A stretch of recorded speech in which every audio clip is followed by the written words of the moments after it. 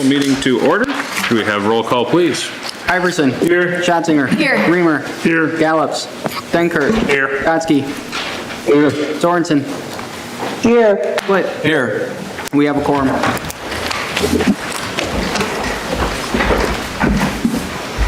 I pledge allegiance to the flag of the United States of America and to the republic for which it stands, one nation, under God, indivisible, with liberty and justice for all. Good evening, everybody. I'm Reverend Karen Gigax Rodriguez. I'm from the Federated Church in Green Lake, but I live here in Ripon, and grateful to be here this evening. Let's join together in a moment of prayer. God, we are so grateful for the gifts that are here in this room this evening, the time of people's lives that they're willing to give towards the caring and compassionate work of this Common Council.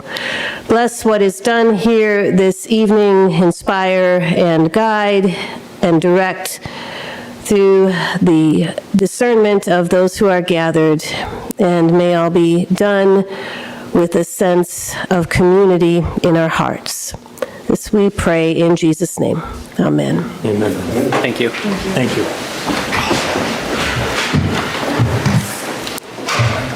All right. Tonight, I would like to get a motion to approve the agenda with one adjustment. I would like to put item 3 of the agenda items before items 1 and 2. I'll make a motion to approve with the stated changes. Thank you. Second. Motion by John, seconded by Mark. Any discussion? Hearing none.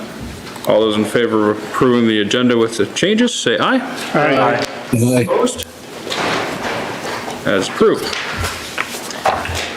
No one has signed up for public comment this evening, so we'll move on to accepting informal reports from standing committees and staff. Is there a motion to approve as published? So moved. I'll second. Motion by Mark, second by Jolene. Any discussion?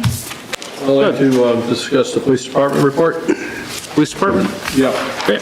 I'd like to recognize Sergeant, what's his name? Borkenhagen for his outstanding work on organizing and the visit by the Vice President and Liz Cheney and Governor Evers here to the college. Also, want to recognize SRO's Brad Rasmussen and SRO Lindsay Michaels for their outstanding performance and work on the death of the person who died of the overdose on the Long Extension in 2023. That plea was just taken, so for the last person, I believe. So I'd like to recognize those 3 individuals in our police department tonight. Thank you. Anything else? Any other questions or comments on the reports? Hearing none. All those in favor of approving or accepting informal reports from standing committee and staff, say aye. Aye. Opposed? Those are approved. Is there a motion to approve the consent calendar, which includes common council minutes from October 8th and 28th, as well as a certificate of appropriateness for 301, 303 Watson Street? I'll make a motion to approve. I'll second. Motion by John, seconded by Steve. Any discussion? Hearing none. All those in favor of approving the consent calendar, say aye. Aye. Aye. Opposed? That is approved. All right, time is now 7:06. I will open the public hearing for the proposed City of Ripon 2025 budget and tax levy. Adam, do you want to start this off?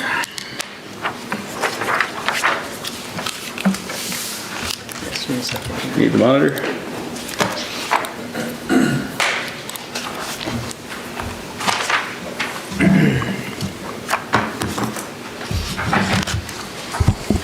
Should be able to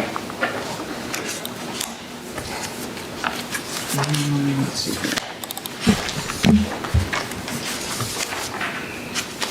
So this is the public hearing for the 2025 budget, establishing the City of Ripon budget and tax levy. As you all are aware on the council, and for those who have paid attention over the last few months, the city has been having a series of meetings and led to, in late October, the summary budget publication resolution. So here's a copy of the summary budget that was published with the public hearing information, which is tonight at 7 o'clock. And citizens are invited to provide any written or oral comments on the proposed budget. I have not received any written comments, and there appears to be nobody signed up from the public. All of you had the copy of the 2025 final draft budget in your packets. There have been no changes submitted to this point since the last review. The tax levy is $3,922,899, and you can see the distribution of it there to general fund, library, and then debt service. Happy to answer any final questions from the council. But we've been over this a few times. 4 times. So I don't want to if you don't want to hear it. I'll just note that the last correspondence as well with the council, the tax levy, I'm sorry, let me pull it up here quick. The overall tax levy was increasing by about 32 cents to $9.29 per thousand. That is primarily due to the addition of debt levy.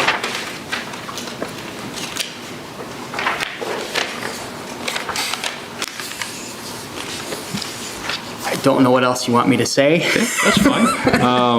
I will ask if anyone in the audience would like to speak on the budget for 2025. If not,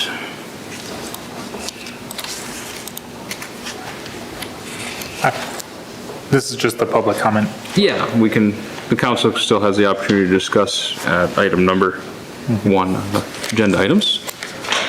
So if there's no questions from the public, we'll save council questions for later.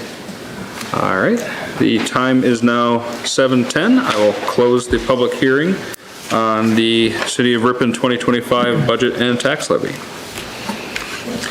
So we will now move on to item number 3 on the agenda, which is a financial management plan presentation by Alex. What do you want me to start with, Phil? I think if you want to start with the general fund, that'd be great. Thanks, Adam. All right, good evening. Phil Costin with Ellers, Casey Griffiths with Ellers as well. Behind the scenes, we have been working very closely with your key city staff, a couple of elected officials, including the mayor, putting together a longer plan for the city, financial plan for the city. It's a 5-year financial plan that really looks at a number of different elements for the city. One is general fund. You just adopted your budget, or you're in the process of adopting your budget. So general fund, we looked at all the tax increment districts that are existing in the city, made some recommendations, and also just updated the overall cash flow of each of the districts.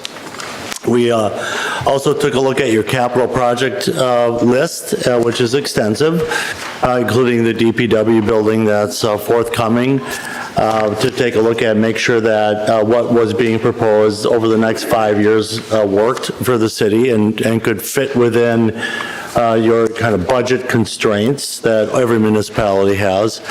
And we also looked at the water and sewer utility as well. As you're going through and have gone through some rate adjustments, we wanted to make sure that you are meeting not only the needs of the utility, but also future needs when we start looking at other capital items that are going to be addressed in your CIP. So it's a rather lengthy document. I promise not to sit here and read it to you. I promise kind of high level. I mentioned Casey, myself, Lisa Trebodowski from our office also worked on this very closely, especially on the water sewer piece as well. So I'm going to walk through kind of the high points of this. Happy to answer any questions along the way. We did have a lot of discussion. I wouldn't call it debate, but a lot of discussion when it came to some of the alternative revenue options that cities have. Wheel tax being one of them. I know that was whispered around earlier as we were sitting in the audience. But we did look at alternative revenue solutions as well as a way to balance budgets. Just like any other municipality in the state of Wisconsin, you have a lot of constraints due to levy limits, and we're almost 20 years into levy limits. So I'll say the easy fat has been cut, right? If there was fat, it's all been cut, and what you're left with is kind of the nuts and bolts to operate the city, and yet you have a lot of different demands on the city resources.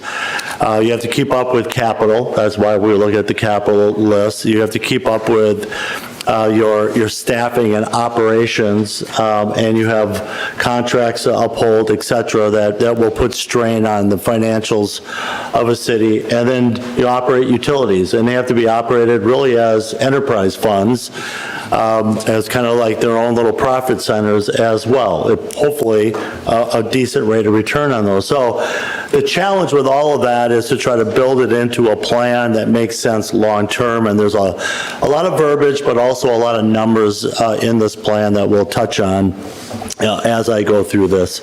So just a little bit of background. Again, we did start this process when it was very warm outside, so it was summer. We went through, I think, 4 different workshops. Again, collectively came here to the city and had workshops where we laid out information. We took that information with some feedback from all the individuals that were in the room, and came back with alternatives and options and came to the plan that we have in front of you, which looks at, again, a 5-year window. So that process was intensive, I would say.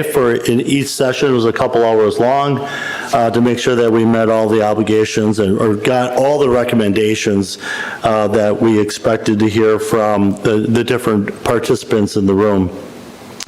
This will not be a static document. Most times when we do a financial management plan, we know that it's going to be updated regular. Everybody knows capital projects move around, and what wasn't a priority can become a priority. You could go through a number of different things in your community that may drive the need for additional funding. So this is not meant to be a static document, but a document we can refer back to and make changes relatively quickly. We've, in the first page, kind of laid all that out with the background, the process, and we'll talk about your current financial position as it stands right now, a lot of which ties back to your tax increment districts as well. The other piece that we didn't really dive into here a great deal is that you had a negative capital project fund, which is kind of unique for us to see. And it's explainable after we dove into the numbers and we had the opportunity to kind of walk through it. And that's because you were, if you will, using funds from TID 11. Remember, you've been donating funds from other TIDs to help TID 11 out. You've been donating funds. So you built up a fund balance in TID 11. You've used that fund balance essentially in TID 11 to help finance some capital expenditures with the intent that you're going to borrow that money at a later date and reimburse the capital project fund. So as we work through all of this, we had to deal with that issue as well to make sure that from an audit perspective, and we're not auditors, but from an audit perspective, that your capital project fund is brought back to whole, which means TID 11 is brought back to whole, which is really important to make sure that you have enough funding in TID 11 to be able to pay its obligations. Because if you can't pay obligations, then it has to come out of the levy, and we don't want it to come out of the levy. So those are some of the drivers as it pertains to process and how we got to where we are.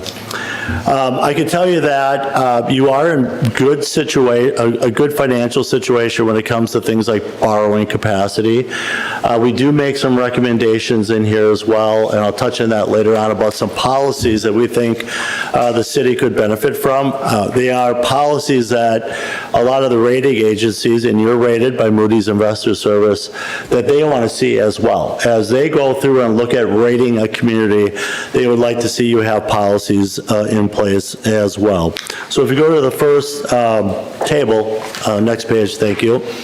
You'll see this is really looking at your debt profile, the first page, and this looks at historically where you are today and what's been done up to this point, and we build off of this. So if you look at the third column from the right, we always try to boil this down to something that's understandable, a tax levy and or what it means to the average property taxpayer in the city. And you can see on this chart, again, looking at the right-hand column, for your existing debt obligations in 2024, you can see that the tax rate for 24 is $1.58 per thousand, and that equated on an average $200,000 home of $315. Now, that's where you are today without taking on any new projects.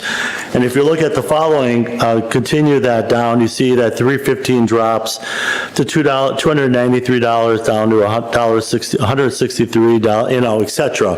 The idea is what we want to build your capital into the plan so we don't have a lot of peaks and valleys, and rather absorb it in a way that hopefully it's pretty easy when it comes to budget time what to expect for your debt service levy. So this is your base profile as it pertains to just your existing debt obligations.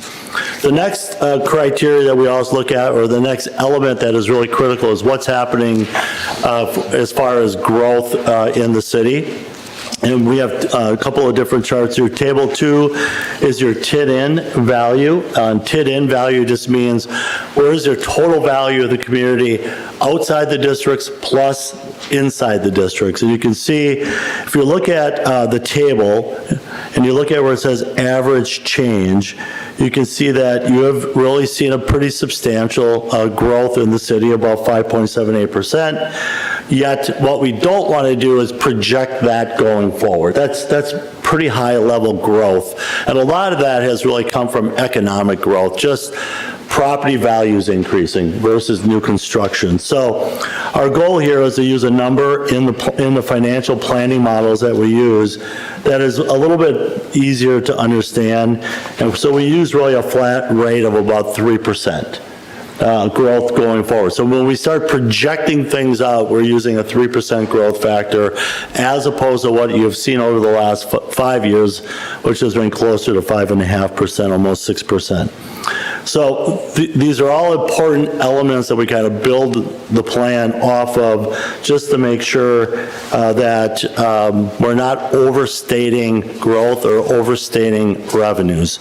Now, what you will have is the closure of a couple of tax increment districts. If you go to table 3, you'll see on the table, the far right-hand column at the lower part, 2 different numbers that say TID closure or other adjustments. We do have 2 tax increment districts. One has already been adopted, a resolution to close out district number, I'm looking at Adam 5. Thank you. And we are going to be closing out, I believe, 7. Or is it 6? 6, thank you. So 5 and 6 will be closed out, which is great news for the city because it gives you a little more capacity the following budget year to take on projects, but it also will help with the overall tax levy and tax rate, because you do see some reduction in tax rate as well. The other taxing bodies will also see a benefit to that, those closures as well. So in here, what we're really reflecting is that 3.15% growth rate plus in those couple of years where you have TID closures, the TID closure adding to that 3.15% as well. So done a little bit of planning around that to make sure that that worked out. And we were reflecting the TID closures. You will have other TID closures. They're just beyond this 5-year window that we looked at. And so the future TID closures we could talk about a little bit later on. Operating is always a challenge when it comes to tax increment districts. So your operating budget, we always work closely with staff to make sure that we identify some nuances in your budget to make sure that it's realistic. So if we go to table 4, Adam, thank you, right there, go up a little bit, thank you. You'll see in the operating forecast, we really have a couple of different categories that we use. So the first, we have codes for each essential line item in your budget. So for instance, health insurance is one that we would expect to increase a little bit greater than maybe salaries for staff. So in each case, either we looked at what happened historically last year over a longer trend, or if there's some other driver, we hear back from city staff that they want plugged in, we did so. So we're projecting a 5-year a 5-year operating budget based on a number of different criteria that we have laid out in these codes and built it out for the city. But I will say that on average, the city expenditures for operations are expected to increase by an average of around 2.38% is what we kind of settled on. Now, to get there, there's a lot of moving parts, but that's what we're really settling on, about a 2.38% increase in operating. And if you really think about inflation, that's barely keeping up with inflation. It hasn't been of recent, but future inflation, hopefully closer back to norms of 2 to 3%, is really just keeping up with inflation, is really what we're reflecting in your operating budget. The next two tables. So the next table, you can see that we broke out your projected revenues and expenditures in your budget by fund. So first things first, we go back and we look at the last 4 years. We look at the 24 budget, we look at 25 projected going forward. So that's why there's a lot of numbers on this page. But what we're doing is taking those codes that I talked about with input from city staff to make sure that we are representing what we think future revenues and expenses will be for the city. And we're looking at it, again, a little bit historic, existing, and future out 5 years to make sure that we're representing essentially what we think the picture could look like. A lot can change. Legislative changes can happen in Madison that certainly can impact your ability to meet these revenues and expenditures. From a revenue standpoint, I want you to know that we didn't include any new revenue sources. So, I mentioned it earlier, I'm not advocating anything, but for instance, if you decide to implement something like a wheel tax, that's not represented in here. So we talked about it, it's not incorporated into this analysis at this time. Levy allocation is very important, and I know there's a ton of numbers on this page. I'm a numbers geek. That's why I love numbers. But I know not everybody sees numbers the same and can interpret numbers. What we're trying to boil this down to here very simply is, can you take on the revenues and expenditures that we've represented and fit under levy limits? There are restrictions under levy limits of how much you can increase your levy. It's net new construction. So we have to make assumptions on net new construction, assumptions on valuation growth, and assumptions on your general fund budget, and then make a determination of whether or not it works. Does this even work? You can increase your budget by 30%, but you can't do it under levy limits. So we want to make sure the plan actually is vetted via levy limits and make sure that it works. So if you look at the third column from the bottom of table 6, the third row from the bottom of table 6, you'll see where we have identified whether or not it can meet levy limits. And if it's a red number, as you can see, there are years where you're short. Short meaning your expenditures exceed your ability to increase your budget by a certain amount. So there's some then managing that has to occur. Either you have to find other revenues to pay for things, wheel tax, I'm just using that as the example, or you have to cut expenditures. It's one or the other. It's not rocket science, it's one or the other. But again, we show a couple years with some shortfalls in here. They're very, I know nobody likes to see red numbers, but they're very manageable.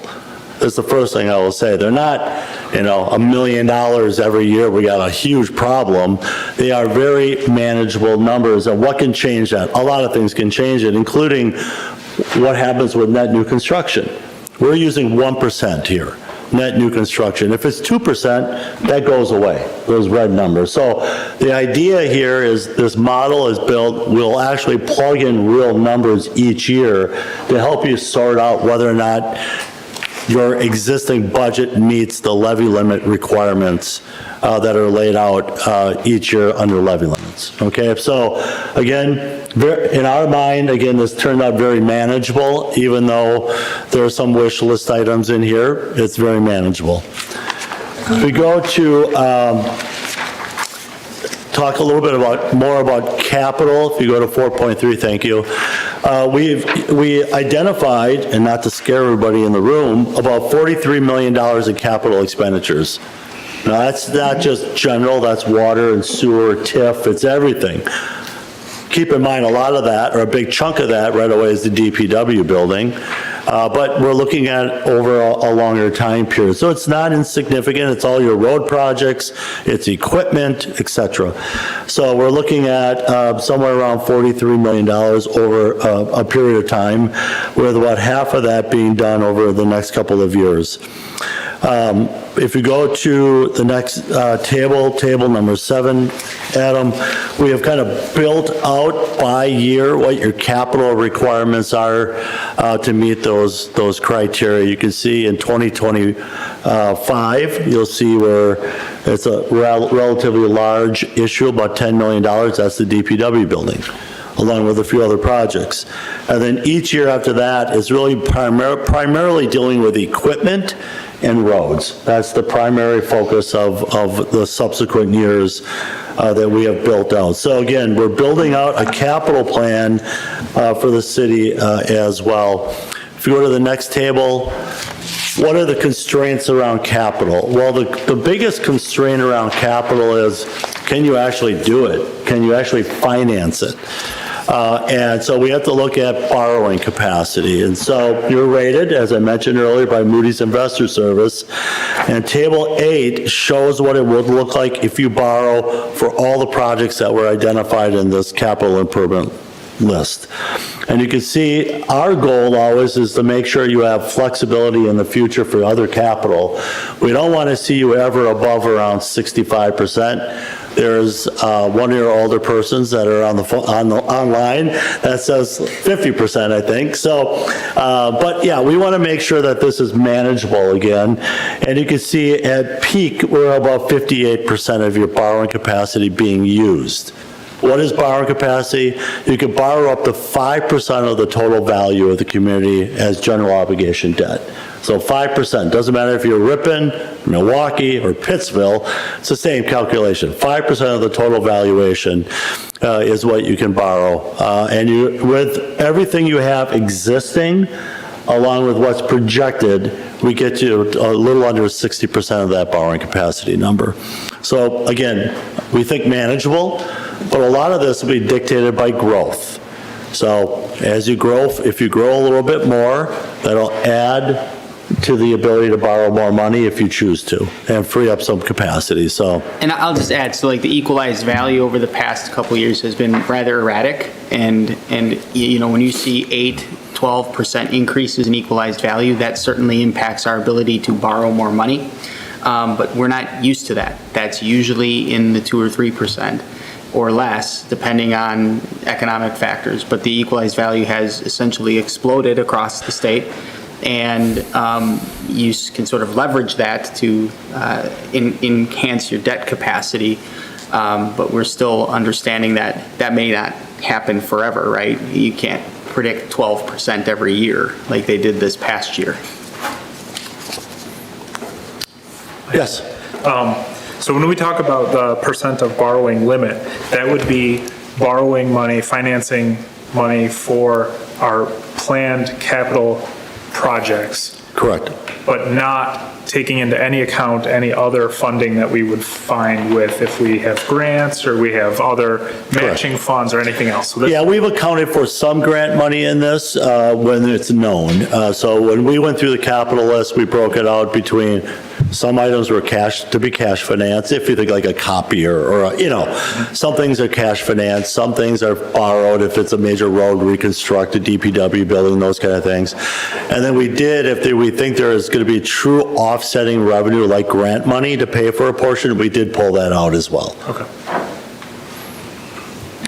So Table 9 then looks at all of your, just the capital side and borrowing money along the way and what happens with that tax rate per thousand. So again, I went through your base case early on where I showed you the dollar amount for an average $200,000 home. In this case, we're kind of showing that same thing. But with all the capital built into this. And you can see it does go up, as you would expect. You have again, your existing debt is dropping off, but you are looking at taking on a substantial amount of debt. And so there's an acknowledgement as we went through this plan that yes, your levy for debt will go up anytime you borrow money for a legacy project like a DPW building. Likely we're going to see a bit of a rate increase, and that is what we're reflecting here as well. So we have gone through and made sure that we reflect the true nature of what's going to happen with on the capital side as well. So if you go to section 5, which is the projected property tax impacts, again, we're trying to, boil this down to something that's understandable for individuals. What we're really trying to get to here is really what the potential average on a $200,000 home is what we use in this example. It would be for the taxes that would be paid. So in 25, about $1,383. You can see that drops a little bit in 26 only because we had that TID closure. That's affected budget year 26. And then we have a slight increase in 27, 28, and then another drop, a little bit of a drop in 29 because, again, we have a TIF closing off again.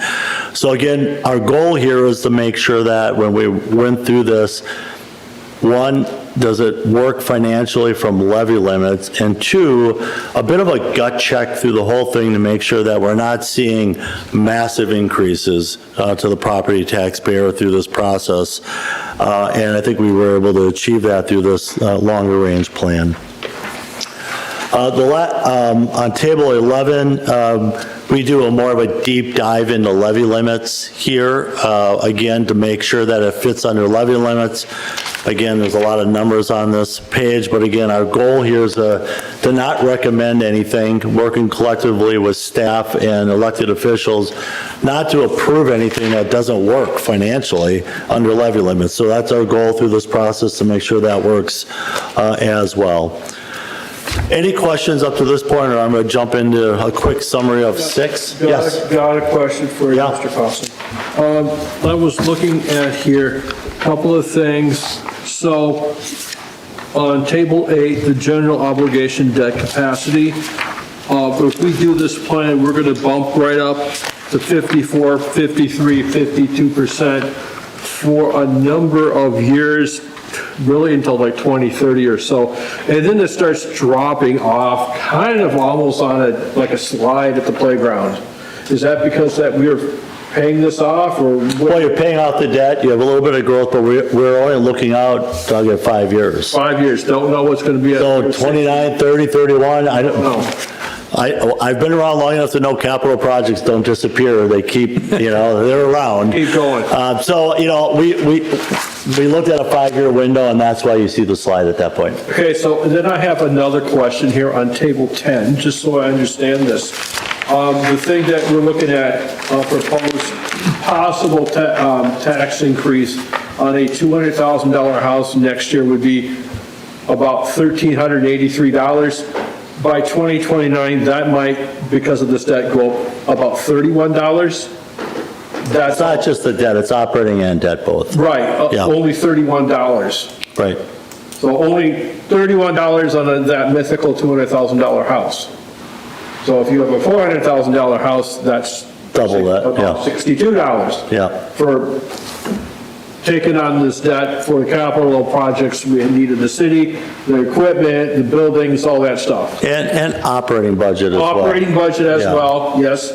And I just wanted to be clear, we're talking about a lot of debt, but we're also talking about not a huge increase on your tax bill.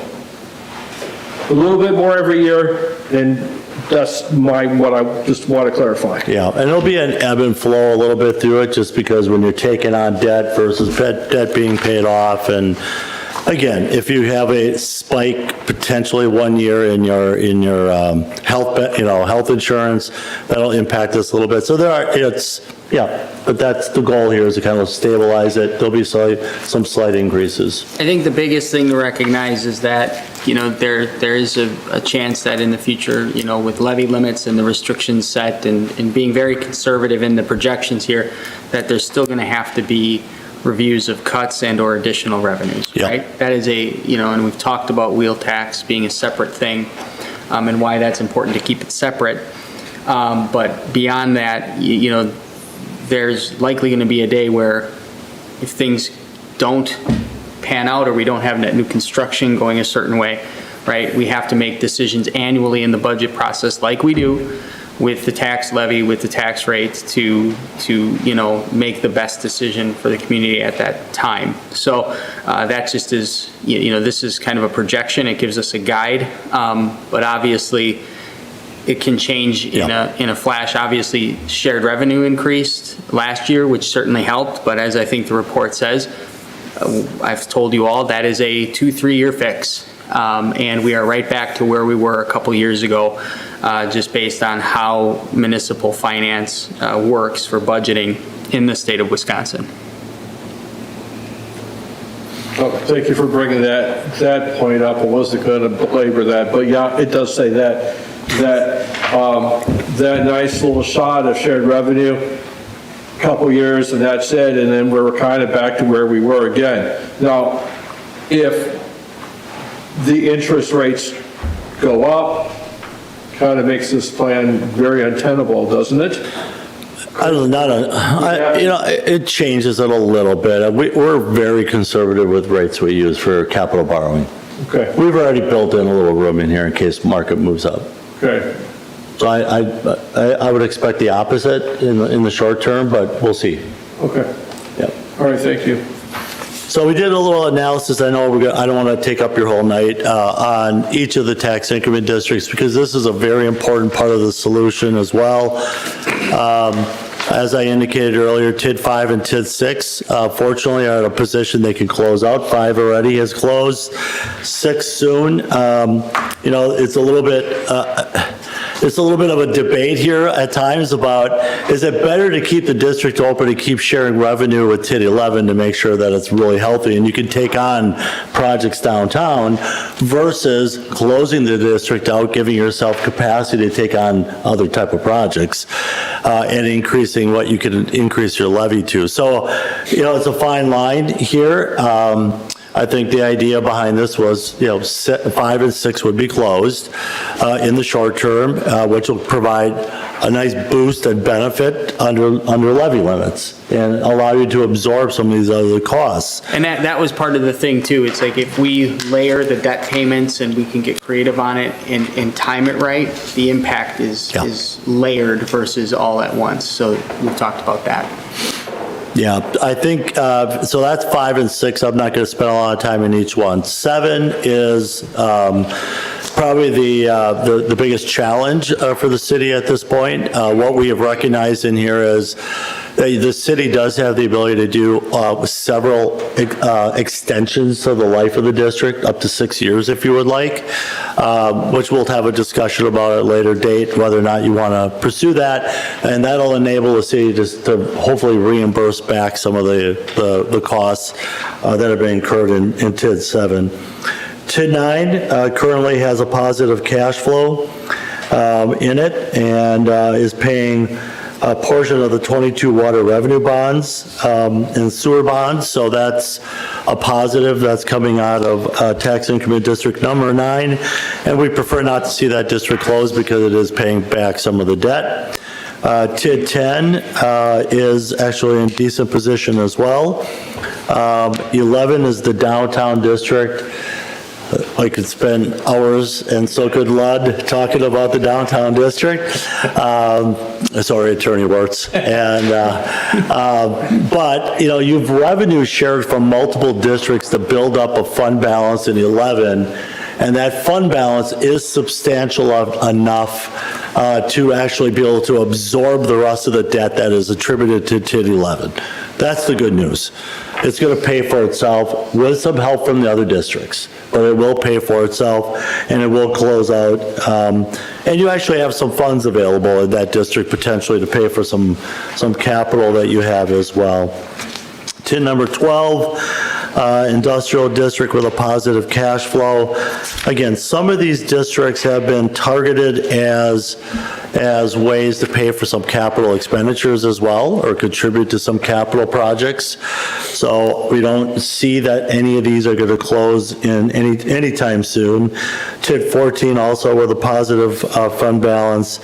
TID 15 downtown is got some capital expenditures to be made as well. So, TID 7 has been the focus a little bit, how to try to get that healthier as we go through this process. But each of the districts besides 7, are in pretty good shape. Either are contributing to capital, contributing to debt service, or are helping fund TID 11 as well. So there's a variety of reasons to keep the districts open, and we'll probably be in front of you talking about other districts in the future as well, or possible amendments. So 7, quick conclusion. I think the plan that has been laid out works. But they're only as good as the assumptions that are used in it, and we tend to be very conservative on assumptions through the process. So it fits under levy limits, and it's manageable, I think, for the taxpayers as well. So that was the goal when we started down this process. We do have some recommendations that I referenced earlier on Section 8. One is to establish more formal policies as it pertains to things like debt service levy, debt capacity, fund balance policies. We have a lot of examples of those that we can share with the city. But in the future, I think from a rating standpoint, that might be a good idea. And also revenue policies as to make sure that you meet and obtain funding through expenditure restraint and fit under levy limits as well. So with that, as a quick run through, I want to thank, before I forget, those who participated. We had key staff, department heads were all part of the meetings. We had the mayor, Adam, your, at that time, finance director, and also council president was involved in each of the meetings as well. And their input was invaluable because, without the background and understanding of what's happening on the grounds, we can't produce something that really works for the city. Any questions on the general fund side? Adam, anything, or the mayor, anything to add?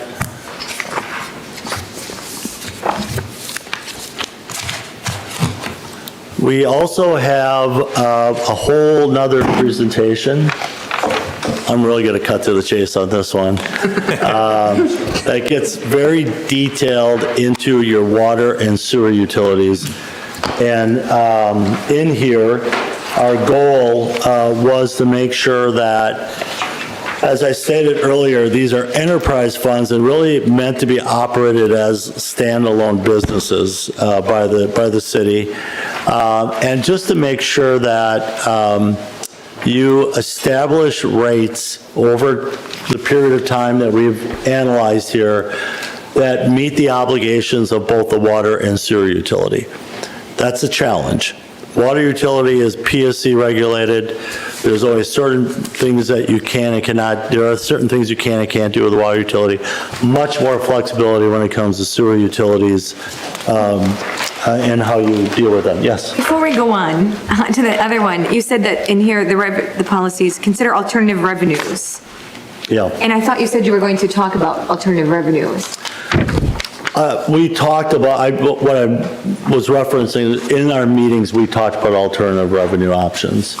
So we explored wheel tax, we explored special assessing for roads, curb and gutter, sidewalks against homes, if a road is done in front of their property.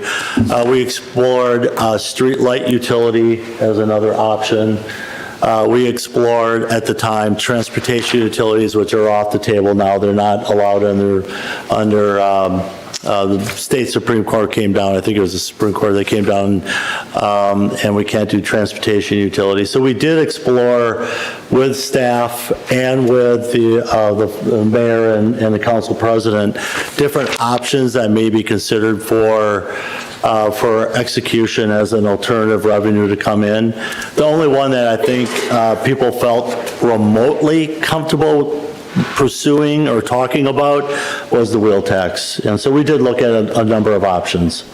But I guess what's interesting is what you presented here was capital improvements for different, I guess, I mean, and our wheel tax was going to be a restricted fund. Mm-hmm. And this is, what you presented is not necessarily a restricted fund, correct? It's a restricted fund. The TIDs. Yeah. The restricted fund can be, I mean, it can be still used for general fund purposes. It could be used to offset some of your road costs.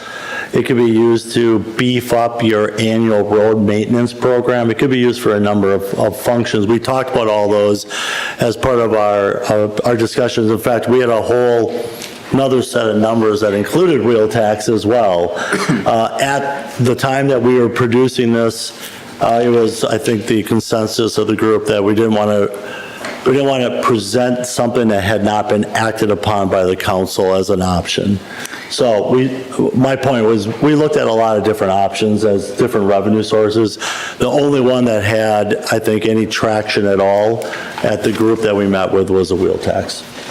And generally speaking, we went through the exercise of putting that into the capital plan and seeing how that impacted it versus taking on the debt. And it didn't necessarily make sense from a financial perspective to do that when the numbers shook out, right? Okay. And from an operations perspective, became clear in the conversations that, doing a wheel tax, which we've talked about before, to fund operations, right, to go into the general fund was very unpopular in the past, and the decision made in the conversations was to present the wheel tax is a way to do more. The idea of making budget cuts, for example, this year, or to open up more money to do the road projects that we were set to do, obviously when you look at the financial management plan and say that we may have to make cuts in the future, how many cuts can you make before you're back to cutting the capital projects you just cut for to get, right? So there's an option to do it, right, a different way, but we really wanted to, frankly, do more with the wheel tax and make those other decisions through the budget cycle and through prioritization down the road in budgets if there is a deficit, right? So, there are other opportunities for revenue, right? There's other opportunities for grants and other funding, right? So we'll continue to explore all those and hope to lessen that gap or lessen that borrowing burden. So. And help me understand our relationship with you right now as far as working with staff to identify those revenue? I mean, how? If I have a question, I just email Phil. Okay, great. No, we talk alternative revenue sources with most communities because they're all looking for, Yeah. they're all looking for funding, right? How do we get projects done? We're all in the same boat? Yeah, you are. There's And- only so many things we Yeah. can do. Levy limits, fee restrictions, right? We have, and that's why we've talked about this in different graphs and charts over the budget process, about shared revenue, about levy limits, about our borrowing, how it's increased. It's all a result of some of these constraints put on municipalities during the last 12 years. 20 years? Yeah, I would, we didn't want to come with a laundry list of, here are all the things you could do without, I think. Well, maybe that's helpful. Well, I think in the future we could, but we want to make sure there's a plan in place that doesn't count on other revenues and make it work. Yeah. And that was kind of the goal here. Okay, thanks. And so I think, especially with wheel tax. We don't want to back anybody in the Right. corner saying, look, Now you have to decide. right? Yeah, There are options. yeah. It's, We talked about using the wheel tax to just beef up your annual maintenance budget on roads. And, what if all the money goes there and you can really take on some additional roadway? And I know the mayor, we talked kind of what about we've that. talked about. Yeah. So it would be an addition to this to help maintain roads or whatever you decided. to There's a use public for. hearing next month on the wheel tax. I've kind of gathered there's something going on, yeah. So, back to the water utility, if you go to the next page, Adam, so I think everybody's aware, you're, kind of what you have done recently. You have a first step that took place 9/1/24, a 28% increase. Step 2 will go in effect after the DPW building is complete and the PSC is notified, and the reason being, you're paying a portion of the DPW debt service from water, sewer, and general fund. So all three are going to contribute. So once the building is complete, there'll be another increase of about 17.12%. We advocate strongly to continue, when you can, do the simplified 3% or whatever it ends up being on a regular basis. But we did do a more in-depth review of your cash flow of the utility, and that's on page 8, that one right there.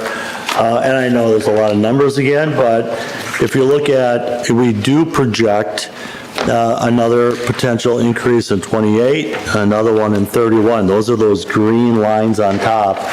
And that's to keep up with the overall cash position in your water utility and the capital list that you have in your water utility. You have capital there as well that you need to continue with. So we've projected this forward. A lot can change year in and year out. You could have a large user come online that generates a lot of revenue in the water utility that can change the picture. But we have gone far enough into this that the goal here is to make sure that we are maintaining a positive cash flow in the water utility. And those are the projections in the future, the 28 and 31, around 60% each of those years with nothing in between. Because, there's going to be other increases that happen along the way, okay? And a lot of those are dependent upon projects, right? We've talked a lot about that. So like in 26, if we have a well that goes online and we do a project and there's debt or payments that need to be made for that, right? That is going to require a rate adjustment. So, but if that gets delayed a year or whatever, it wouldn't go into effect. So this is just kind of using the capital list to say, here's where there's going to be larger projects that need probably the backing of a conventional rate case. Yeah, we try to represent that in the graph on the next page, just so you can kind of see what's happening. 24, 25, you have the rates being put in place to increase your ending cash. That's why you're doing those rate increases. You should be good then, and then you can see in a couple of subsequent years when we have the increases that increase the ending cash in the utility. But we want to make sure that at a minimum, you're paying your bills. In the water utility, it's operating in a way that is not being supported through the levy. So that's the water utility. The sewer is kind of a similar story. We do also, if you look at page 14, the sewer projection, you look at that top line on page 14, I think it's the next one, there you go. You can see that we have projected rate increases in the sewer utility as well, that to keep up with the overall cash flow in the sewer utility. So what I could tell you is that from a water and sewer perspective, I feel like these numbers move more dramatically year in and year out. It could be just, did you have a dry summer versus a wet summer, and water and sewer usage. So this is something we'll continue to moderate or modify, I should say, working with the city staff just to make sure they understand when and if a rate increase is needed to keep up. So that's really the kind of high level review of the water and sewer utility. We also in here have kind of if you do all the rate increases, et cetera, what is right there, the impact on the average residential bill. We have the water, the sewer, and combined, so you can get a feel for what the impact there is as well.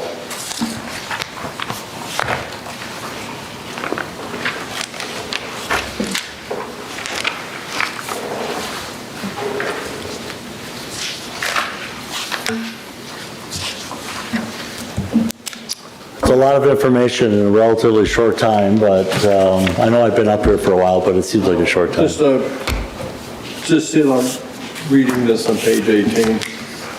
The minuscule bit on your property tax bill compared to water and sewer, this potentially is quite large over the next decade. Am I reading that correctly? Yes. Yeah, it's a greater increase, yeah. Okay. That could potentially be $400 a quarter, possibly. 300 and change probably at the end of it. Okay.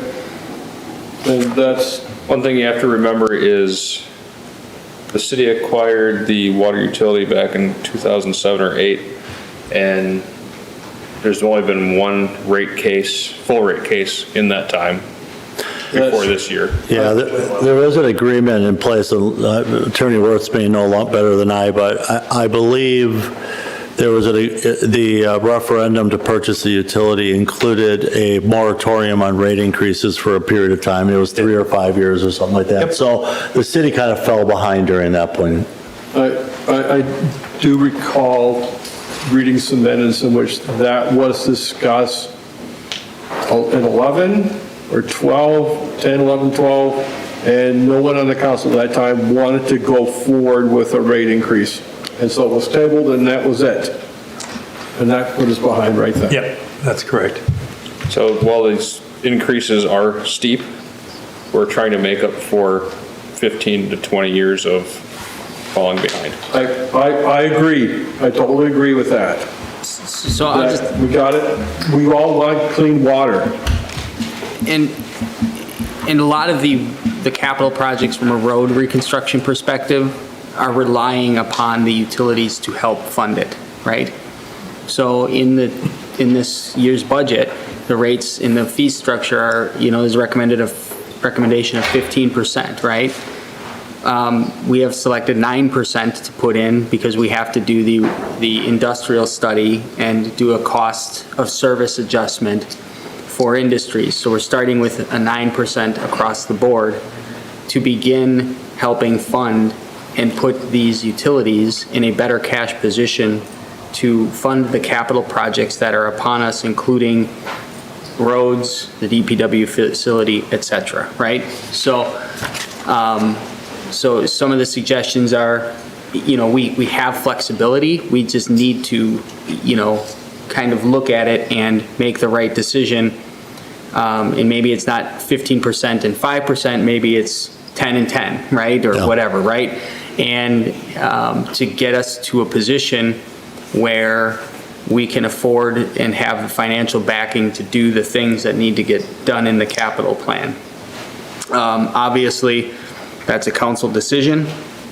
But the utilities in particular have not from a rate perspective, been kept up with for probably a 10-year period. And that is now becoming very, very obvious. And so it is playing catch up, but we do have, again, some flexibility to, not just say, giant increases every year, right? So.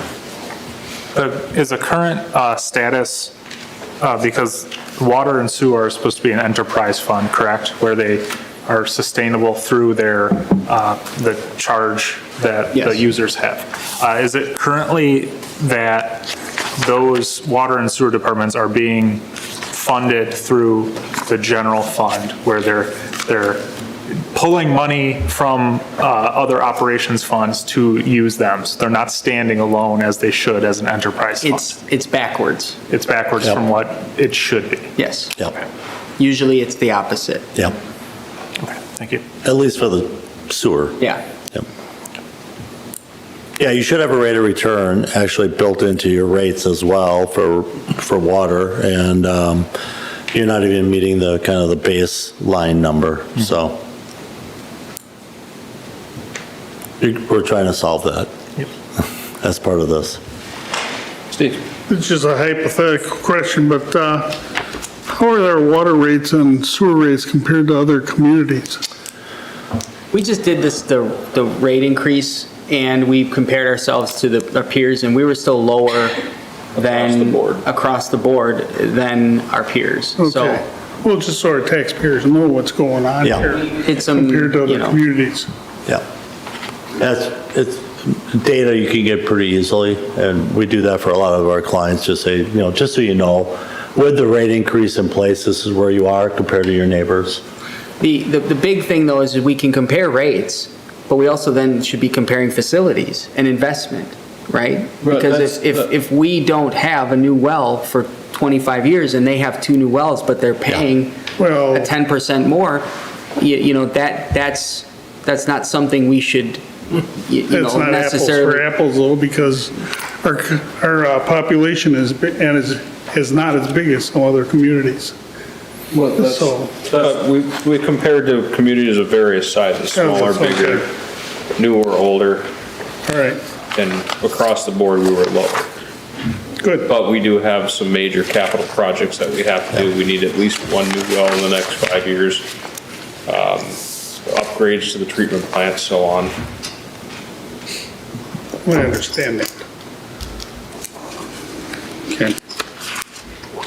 We just made the case through the importance of increasing little by little, so it's not a lot at once. As you look at these, sometimes, some are increased and some years it's recommended no increase. What is the thought process on that? Well, if you look at this, we did kind of stagger increases between water and sewer, so it's not both at one time. I don't know if that's the right method or not. Sometimes, to pull the Band-Aid effect might be better.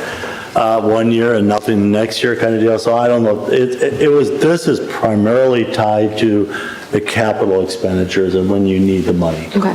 That was the logic behind it. But, as Adam just indicated, there's, this is just one option of Yeah. many options that are out there once capital comes online. And also too, you're limited on your simplified rate increases that you're allowed. So the PSC won't allow you to do simplified rate increases that cost, as I call it, the COLA increase, as often as, you can do a full rate increase more regularly, but that obviously takes a lot more effort and work to do that, so.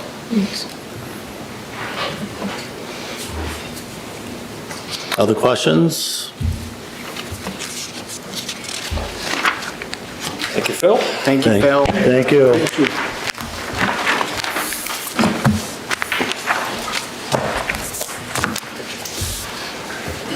All right.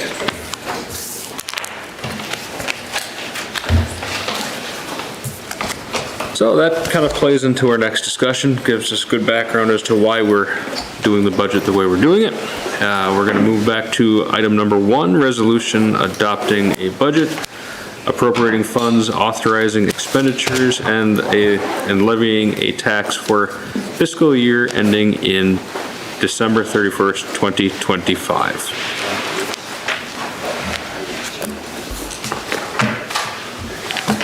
Would anyone like to make a motion or start discussion on this item? I'd like to make a motion to approve the resolution adopting the budget, appropriating funds, authorizing expenditures, and levying a tax for fiscal year ending December 31st, 2025.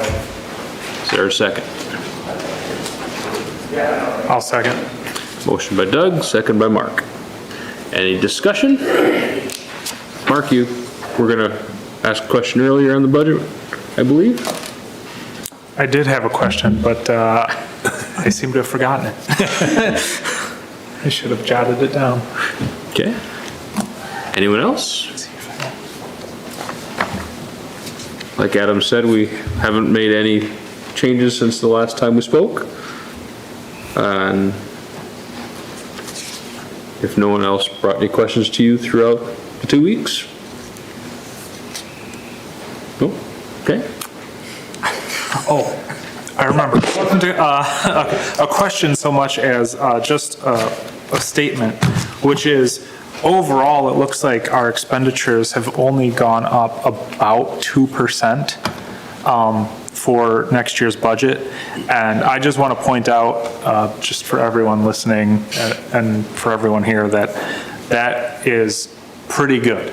To be able to not have our costs and what we expect to spend based on what we spent this past year, to try and keep that within so that we then aren't expecting all of our, having to raise debt or having to raise taxes more than they have. I just wanted to point that out, that yes, we, trying to keep those year-over-year budget raises as low as we can. I think it's working. I know we've talked a lot about different things we've cut, small things, larger things, just to try and keep that number reasonable. I can just add that we budget for expenditure restraint, and this budget does accomplish that. Getting this, we had an expenditure restraint number of 4%, and this budget is around 2%, total expenditure rate under it, so we're well within that.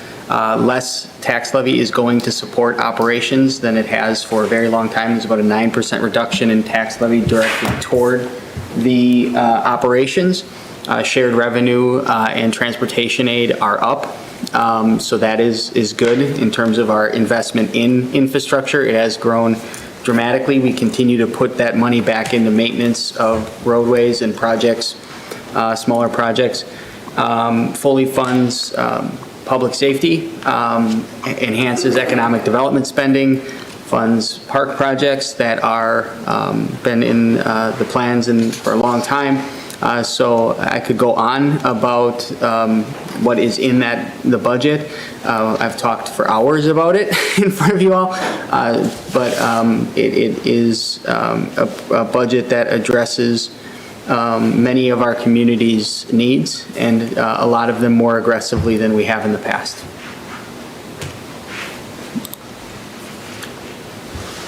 Any other question or discussion?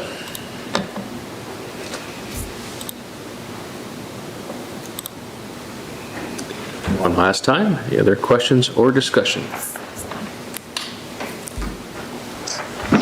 Hearing none, if we could get a roll call vote on the resolution adopting a budget, appropriating funds, authorizing expenditures, and levying a tax for fiscal year ending December 31st, 2025.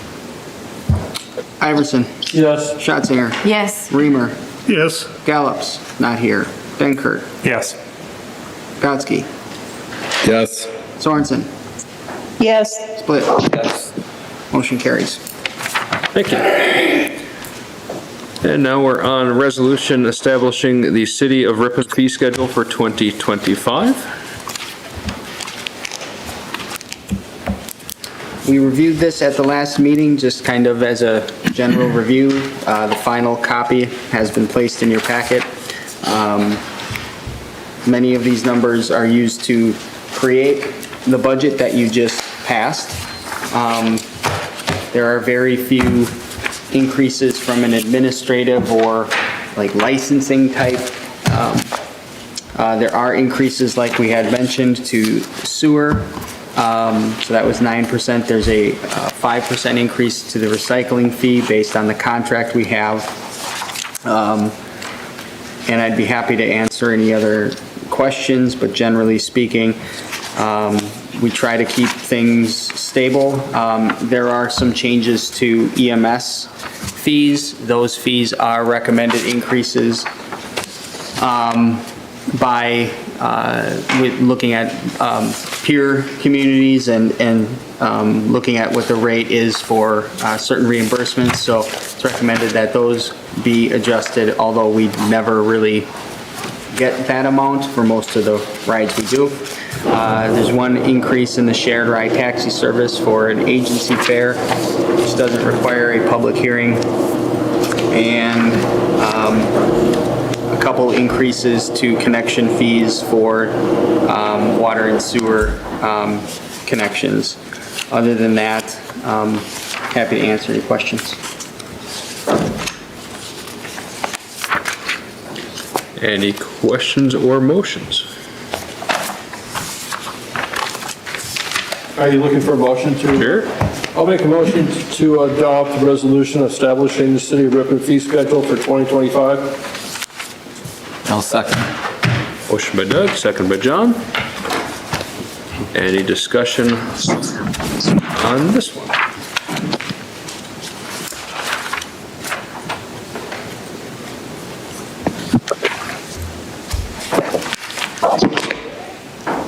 Hearing none. Roll call again. Roll call, please. Iverson? Yes. Shropshire? Yes. Reamer? Yes. Dankert? Yes. Skotsky? Yes. Sorensen? Yes. Split? Yes. Carries. Thank you. All right. Next, we have memorandum of understanding between the City of Ripon and Envision Greater Fond du Lac for economic development services. You have the memorandum in your packet in front of you. Yep, so this is the second year. Raina Lyman is here. She represents Envision Greater Fond du Lac. This is the second year we've done an MOU with Envision. Last year we had cut funding to $6,500. The budget you just passed had an allocation of $13,000, so that basically returns funding back to the level it was prior to last year's cut. This is a 2-year contract, so it kind of locks us into this model for the next 2 years, so we'll be committing similar funding next year. Unless it's, for some reason, we amend or discontinue the service, but generally speaking, the MOU requires Envision to provide entrepreneurship support, business support services, industrial development support, and joint advocacy. A lot of that is based on office hours within the city to help entrepreneurs meet with, it's been Raina traditionally, so every other Friday she holds office hours here. And then also it talks about BRE visits and how we would try to do those and coordinate those jointly with Envision, with local businesses in Ripon, and then some just joint advocacy and industrial support. Obviously, last year, the discussion regarding this was far different. We have worked very hard to strengthen our relationship with Envision and the county, and I think this agreement is a result of that. I would recommend it get approved, and we continue this work with Envision, partnership with Envision.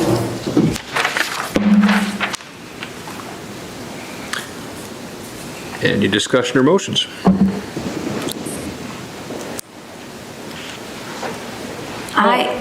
I move to approve the memorandum of understanding between the City of Ripon and Envision Greater Fond du Lac for economic development services. I'll second that.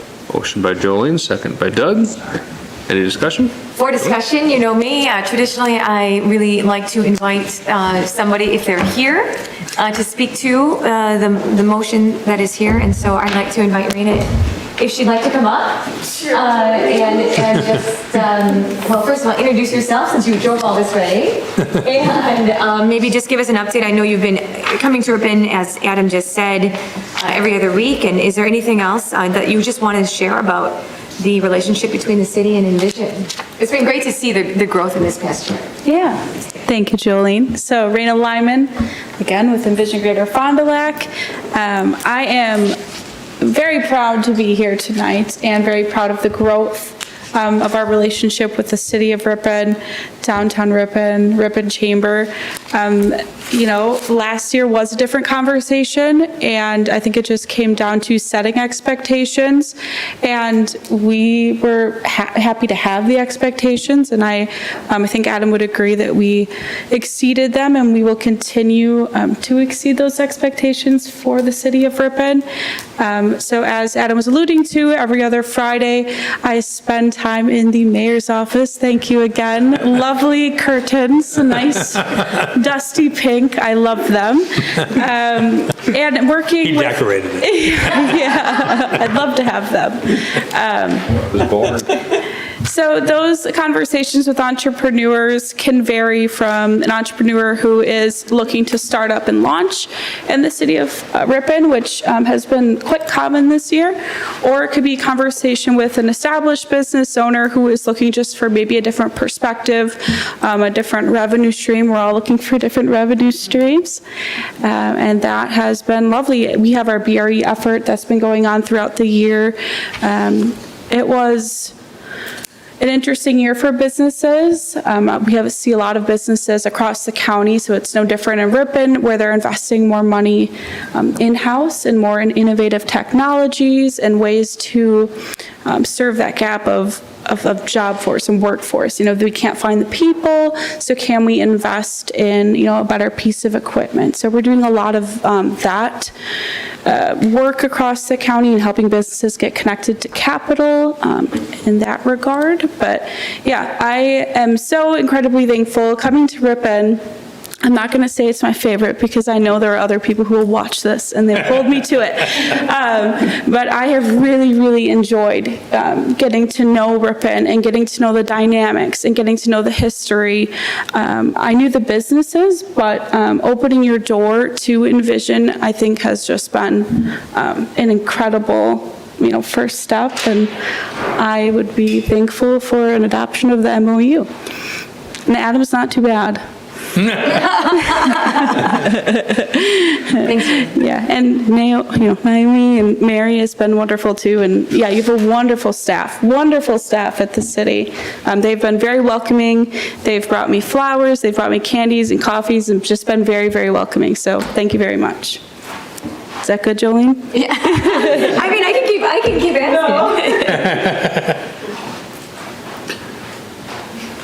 asking. Any further discussion?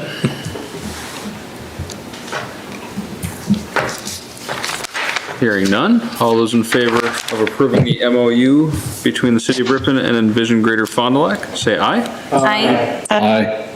Opposed? That is approved. These again, we'll plug in quick.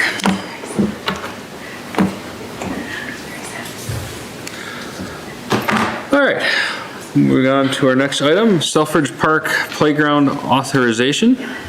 This is for a new playground at Selfridge Park. Ashton here, would you like to start us off with an overview? So, yeah, this is very exciting. This is our first playground that we would be doing since 1996 and 1997. Yes. So, first playground structure. Go ahead. Yeah, so this kind of all started off like right before I left on leave. We sent out the RFPs, and Alan and Adam kind of took over. I was gone, and I just kind of jumped right back in after I just got back in September. So So between that point and now, I think there's been 3 renderings that have been sent to us, correct? Yeah, the first one had included, it was poured in place surfacing, so it's the rubberized, the rubber material, kind of like rigs, that material that the park is made with, or the playground structure is made with, and wood chips, but it kind of defeated the purpose of like making everything inclusive in ADA if you're gonna have limited areas where wheelchair users can't get through with wood chips.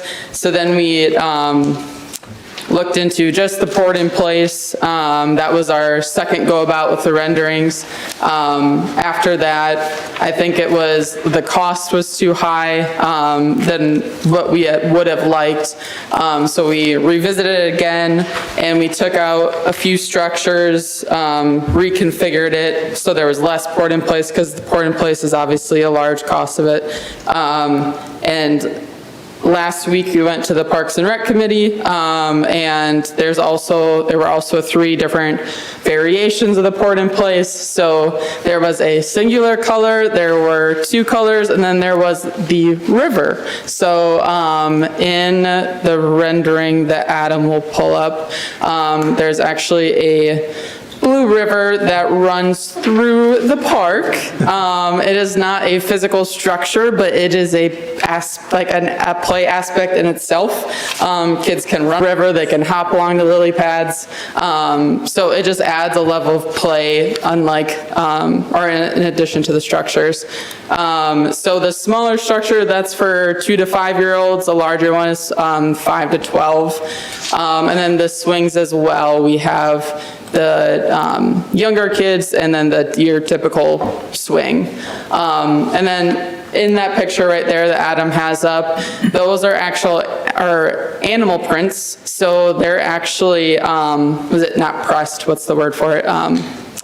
Embossed, yes, into the structure, so the kids can go around and look for those prints that are on that panel, and then tic-tac-toe too. So it's kind of a cool playground. It is essentially what we have now, just 28 years newer, a lot nicer, and just a better overall look. So. And play is very important for child development when it comes to physical, emotional, or not emotional, social. It's just, and I'm sure all of you can remember the playgrounds you played on when you were kids. So I think it's important. We owe it to the children of Ripon to have an updated structure that's not older than I am. So yes. Yes. So, and I'll just add, so Ashton started this, we took, before she went on leave, we received different proposals from different companies, and Gerber Leisure was who was selected. Every one of our play structures in Selfridge, Ceresco, Barlow, and Murray, as well as I think Eagle, are all Gerber Leisure parks. They're all 28 to almost 30 years old. They've stood up. There is wear and tear. They are showing their age, definitely, right? But the product has stood up over time, and that was one of the main reasons that Gerber Leisure was selected by staff and then by the Parks and Rec Committee to move forward in the design process, right? Obviously, Selfridge Park, we have the bigger project, and we did budget for this. There has been a lot of options, and we basically went back to saying, what is the core of what we're looking at doing? And from a design perspective, you can kind of see that this is not just as simple as picking, elements and putting them on a poured in place. There are, if you see this map here, there's this like fall zones by everyone, so you got to space it out appropriately. And so we selected this one and wanted really to play off of nature, being in Selfridge. So the color scheme was picked for that reason. It's more of a green. And as Ashton said, There's kind of play areas, so, there's a little butterfly here and a little, another little bobble rider, and then a smaller called the Motion. So those are mostly for 2 to 5-year-olds.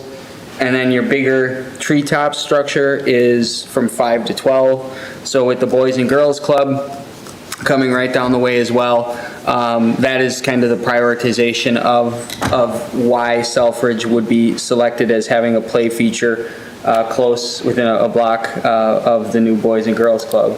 A couple other things here that add more play activities, and then your good old swings, which you can't go wrong with swings.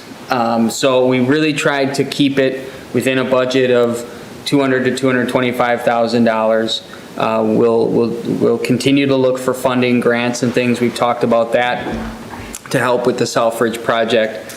But this sort of rounds out the entire park project. And as Ashton mentioned, we did go full poured in place, which is more expensive. But what we've learned with wood chips, if you don't keep up, we spent $40,000 this year on wood chips alone. And if you look at the budget, the poured in place is around $67,000, which is a lot of money. But ultimately, every year you should be probably putting $5,000 to $10,000 of wood chips down.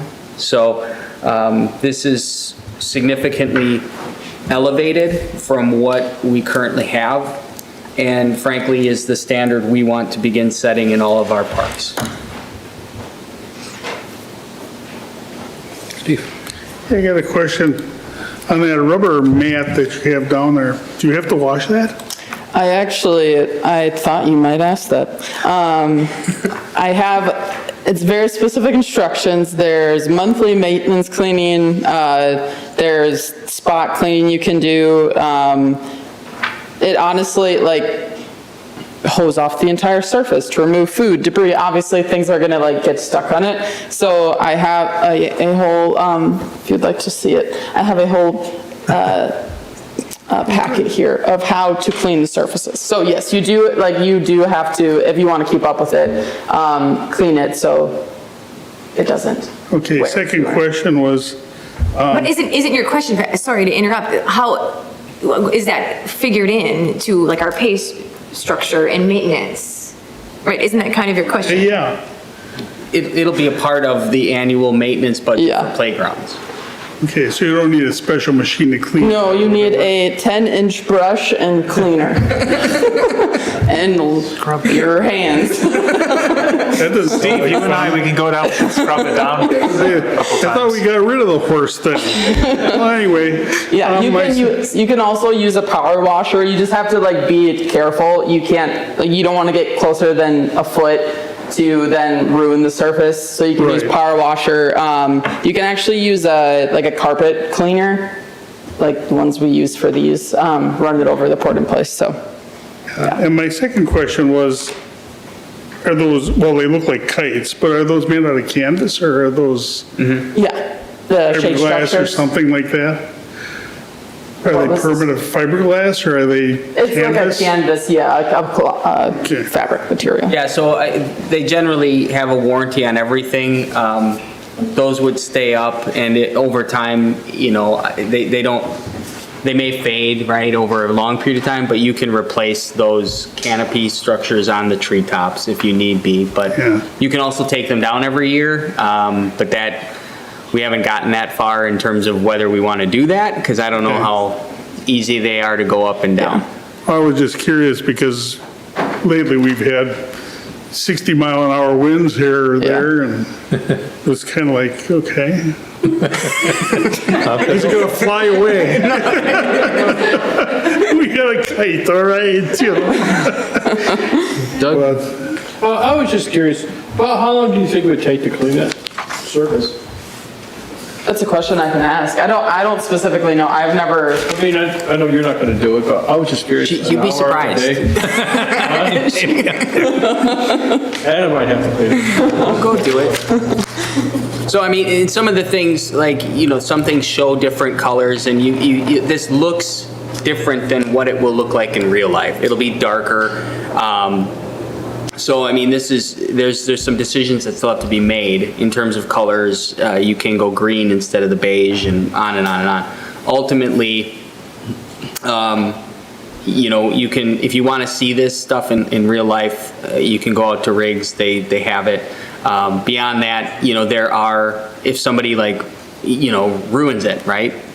You can come back in and patch it. So there's methods for that. It may look funny, so there may be a time where there's a patch in an area, and all of a sudden we put a random lily pad out somewhere because it matches it better than trying to match the old, as things, generally do, they wear, so. And there is, for the port in place specifically, there's a 7-year warranty on it.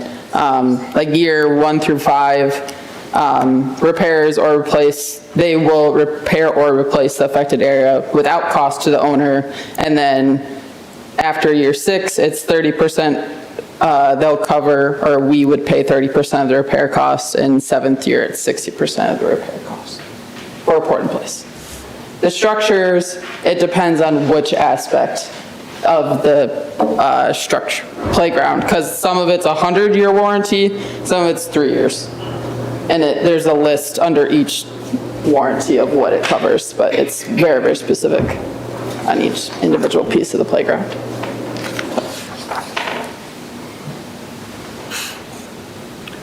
All right. Well, one of the things we will say is we have had 4 playgrounds by Gerber Leisure. Yes. And in 28 years, not one has had to have a piece replaced. We have not had to order a part. And that was one part, well. It was just a couple months ago. Just a couple months ago. So you get 30 years out of it. I'll make a motion to authorize the purchase of the playground as presented. I'll second that. Motion by Mark, second by Doug. Discussion. Thank you, Ashton.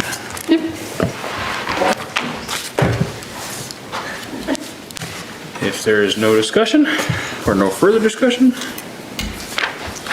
all those in favor of authorizing the Selfridge Park Playground as presented, say aye. Aye. Opposed? That is approved. Thank you. All right. Moving on to project updates and staff reports. Anything for PD? No. Naomi? Yes.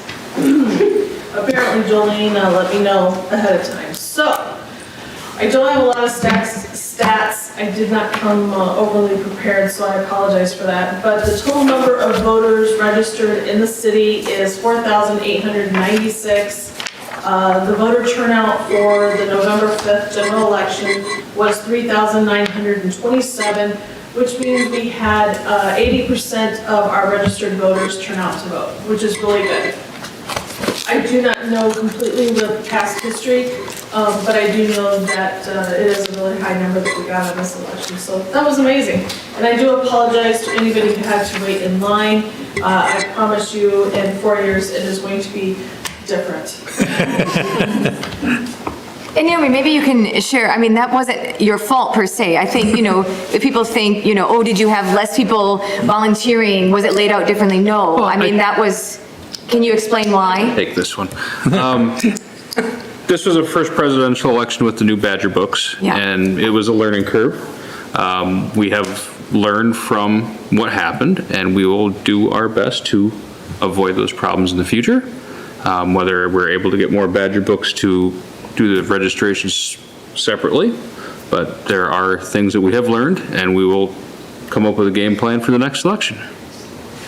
But I thank Naomi and all of her election staff. Did a wonderful job. Yeah, thanks for having a safe and strong fair turnout. election. I heard you got home after 2, or you left after 2 a.m. or something. Seriously, thank you. Yeah. Anything else? No. Adam? Just, you have my report. There's a few things that'll be coming up. DPW facility has started. They're doing some earthwork. So That's encouraging to see the progress start down on Aspen Street. Hope to announce the library director publicly in the next week or so. Recruiting for the finance director, assistant city administrator, with the deadline coming up in about 10 days for the first review. And then you can see kind of everything else on my report. We will have a presentation next meeting as well on the shared ride taxi service. So we'll have likely Justin running here. Thank you, Adam. My only communication tonight is once again, I want to thank Naomi and her election staff for waiting through a very large turnout. Again, thank you. And really to all the city staff for supporting you, and I know Public Works did quite a bit of setup and takedown. Yeah, can I interject? Yes. Thank you for reminding me of what I wanted to do. I know I completely forgot. So I wanted to give a shout out. We had crossing guards, the police department was able to provide us that helped with traffic out there, helping people to cross the road, and it was awful weather. It was very rainy and very wet. They did an amazing job. We had Public Works that set us all up. They took us down, they brought signs up. They did their part in helping to make this all go. I had, everyone in the office was helping me to get everything set up and keep things running that day and keeping everybody fed. And it was an all hands on deck kind of day. And everybody, all the departments and the community came together to really help to make things go. We even had somebody who went to Dollar Tree, I think it was, but they went and bought a bunch of umbrellas. And we're passing them out. I robbed what was in my car and took them out, and we had a couple to pass out. So it was a very nice time in an awkward, with the lines and everything, but yet people were still very accommodating with each other. So I would like to thank everybody, myself too, for a great job. Thank you. All right, any future agenda items or comments from council?